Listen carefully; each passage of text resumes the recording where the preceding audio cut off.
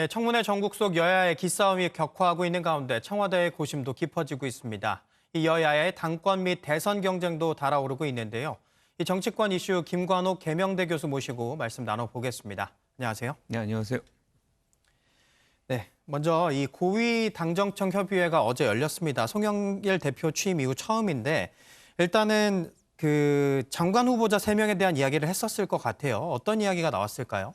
아무래도 뭐 최종적인 어떤 입장을 조율하는 그런 단계로 진입됐다. 왜냐하면 이제 보선 이후에 사실상 국민 눈높이에 맞춰야 될 필요성이 굉장히 커졌어요. 그러니까 민심을 어떤 정도로 이제 반응성을 높인다고 한다면 지금 한두 분 같은 경우는 국민 눈높이에 상당히 좀 벗어나 있다. 뭐 이런 상식선에서 좀 벗어나 있다. 그런 평가를 받고 있기 때문에 한두 명 정도의 어떤 부분들을 조치할 가능성이 있고 만약에 이것이 이루어지지 않는다면 사실 국정 운영에도 상당한 부담이 될 수 있는 요인으로 작동할 수 있거든요. 네. 그리고 더 나아가서 이제 송영길 체제가 처음 들어섰기 때문에 기존 다른 어떤 지도부와의 어떤 차별성을 위해서라도 이번에는 어느 정도 좀 조치할 가능성이 좀 높아졌다 이렇게 봅니다. 네. 오늘 그 문재인 대통령이 취임 4주년 특별 기자회견 그리고 특별 연설에 나서는데 사실 이 얘기를 또 할까 그것도 관심이거든요. 장관 후보자 얘기를. 그러니까 지금 사실 아직은 국회 시간이에요. 왜냐하면 오늘까지가 사실상 이제 청문회 보고서를 채택하는 기간이기 때문에 대통령의 입장에서는 이런 질문이 계속 이어지면 곤혹스럽긴 하지만 여기에 대해서 국회가 아직 결정을 내리지 않은 상황에서 먼저 얘기하는 것도 사실은 부적절하거든요. 아마 그런 차원에서 조금 피해가지 않을까 이런 생각을 하고 특히나 이 오늘의 기자회견은 4년을 좀 어떻게 보면 이제 회고하고 남은 1년을 어떻게 잘 이제 마무리하겠다는 그런 다짐의 시간이기 때문에 그쪽의 질문에 응답을 하는 것에 집중할 가능성이 있다 이렇게 봅니다. 네. 그럼 지금 그 이야기를 해주셨으니까 뭐 지지율 반등 이야기라든지 뭐 아니면은 뭐 청문회 이야기 아니면 코로나 백신 이야기 이런 다양한 이야기들이 나올 것으로 보이는데 어떤 이야기들 또 나올까요? 아무래도 가장 중요한 거는 이제 코로나에 대한 부분일 것 같아요. 이걸 어떻게 여하이 이제 극복하느냐 그 부분에 대해서 방역 우리가 잘하고 있잖아요. 이제 더 중요한 부분이 이제 백신을 어떻게 잘 공급하느냐 그 부분을 아마 한미 정상회담이 21일 날 있잖아요. 그러니까 그 즈음에서 이제 어떤 뭔가 비전을 보여주고 마무리하겠다. 그리고 더 나아가서 사실상 이제 뭐 코로나를 극복하는 것과 더불어서 가장 중요한 것이 지금 민생을 회복하는 것이거든요. 그 부분에 대해서의 어떤 방안들 이런 것들을 좀 구체적으로 대통령이 제시하지 않을까 이렇게 생각합니다. 네, 알겠습니다. 일단 한번 어떻게 되는지 지켜보도록 하겠습니다. 이번에는 국회 이야기도 좀 해볼 텐데요. 이 여야의 대권 레이스가 일단 가속화되고 있지 않습니까? 일단 박용진 의원이 어제 그 출마 선언을 했는데 어떻게 보셨습니까? 그러니까 70년대생, 90년대 학번으로서 이제 처음 이제 등장을 한 것이고 세대 교체를 통해서 시대를 교체하겠다. 굉장히 큰 비전을 제시했습니다. 그리고 행복 국가론을 이제 제시했는데 뭐 여러 가지로 이렇게 뭔가 새로운 어떤 인물들이 계속해서 이제 등장을 하고 대권에 도전한다는 것은 국민의 입장에서 보면 선택지가 넓어지는 것이기 때문에 바람직하다는 생각이고요. 하지만 조금 아쉬웠던 부분은 박용진 의원이 어떻게 보면 굉장히 젊은 층이기 때문에 이 부분을 좀 더 실현 가능성을 좀 더 보여줬으면 어땠을까 하는 그런 아쉬움은 좀 있어요. 그러니까 행복 국가 좋지만 그걸 어떻게 할 것이냐의 어떤 이 구체적인 방안들 이런 것들을 좀 더 제시를 했다면 국민들을 설득하는 데 좀 더 유효하지 않았을까 그런 생각은 해봅니다. 네.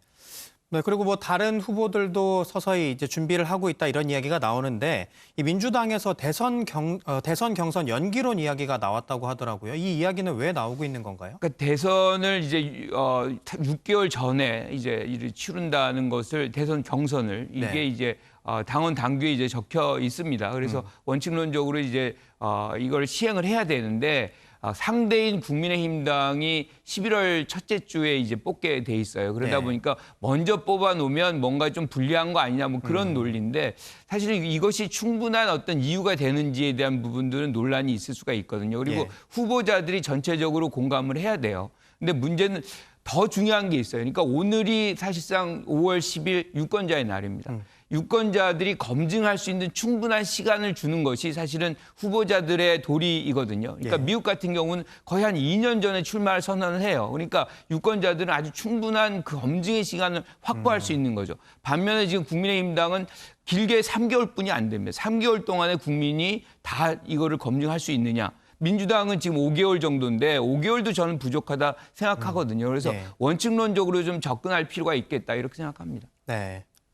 그러니까 아무래도 뭐 이재명 지사 측에서 또 반발이 있는 거는 사실 빨리 뽑아놓고 빨리 우리가 승부를 보자 이런 뜻이라고 볼 수 있겠네요. 그러니까 이재명 지사 같은 경우는 지금 지지율이 가장 높은 상황이기 때문에 빨리 할수록 좀 더 유리하다 뭐 이렇게 생각을 하는 것인데 사실 그런 어떤 당 후보자들의 어떤 정책 계산 때문에 지금 나온 것보다는 어떻게 보면 이제 상대 당과의 어떤 대결 속에서 어떤 당이 유리할 수 있느냐, 늦게 뽑는 것이 유리하냐, 네. 빨리 뽑는 것이 유리하냐 그 문제로 지금 민주당 내부에서 접근하는 것이기 때문에 저는 뭐 조만간에 이 문제는 송영길 당대표가 정리할 수 있다 이렇게 생각합니다. 네. 네, 이번에는 야권으로 넘어가 보겠습니다. 이 국민의힘 당권 경쟁이 본격화하고 있는데요. 이 주호영 의원이 오늘 출마 선언을 할 것으로 보이고, 뭐 나경원 전 의원이라든지, 뭐 김웅 의원, 초선의 김웅 의원도 이야기가 나오는데 어떤 변수들이 좀 있을 거라고 보십니까? 아무래도 가장 큰 변수는 조직력이라고 생각을 해요. 지금 뭐 국민의힘당이 당세가 굉장히 넓은 것도 아니고 그러다 보니까 조직 싸움이 될 텐데 이게 영남 베이스가 가장 많거든요. 그러니까 영남을 사실상 주도하는 후보자가 가장 유리할 수밖에 없다.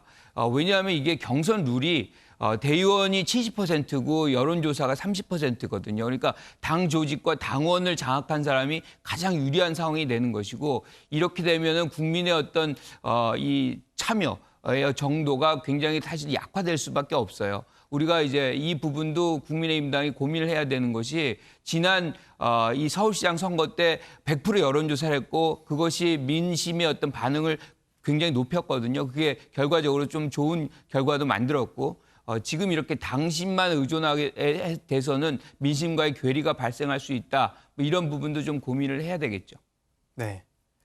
네, 그리고 이번에는 윤석열 전 검찰총장 이야기를 해보겠습니다. 사실 뭐 5월 중순쯤에 입장을 밝히지 않을까 이런 이야기가 계속해서 있었는데 지금까지는 계속 잠행을 이어오고 있는 모습이에요. 어떻게 보십니까? 그러니까 김종인 전 비대위원장이 며칠 전에 시간을 좀 더 줘야 될 것 같다. 뭐 이런 얘기를 하는 거면 뭔가 교감은 있는데 아직 의사결정을 못한 것 아닌가. 뭐 이런 생각인 거죠. 그렇다 그러면 사실상 검찰총장 임기를 4개월 남기고 사퇴했던 의미가 뭔가. 이런 부분에서 비판에 직면할 수 있는 거죠. 네. 그래서 저는 뭐 이 정도 됐다 그러면 많은 국민들이 사실 예상하고 있잖아요. 그러면 5월 말까지는 의사결정을 해서 국민들에게 본인의 의사를 전달하는 것이 도리다 이렇게 생각합니다. 네, 알겠습니다. 네, 지금까지 정치권 이슈 김관옥 계명대 교수와 이야기 나눠봤습니다. 고맙습니다.